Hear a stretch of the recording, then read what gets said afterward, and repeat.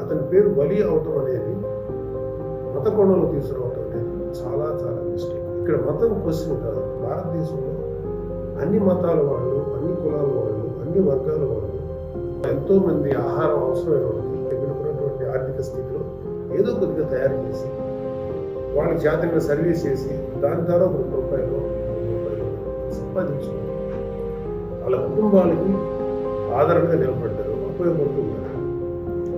So అక్కడ మత కోణాన్ని దయచేసి అవలంబిస్తున్నారు, చాలా తప్పది.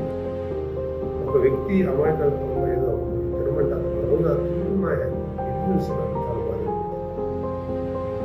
Thank you Ali. Good man, మంచిగా తయారు చేసాం. నువ్వు మాకు ఇచ్చిన ఫుడ్కి విలువ పెట్టి 25,000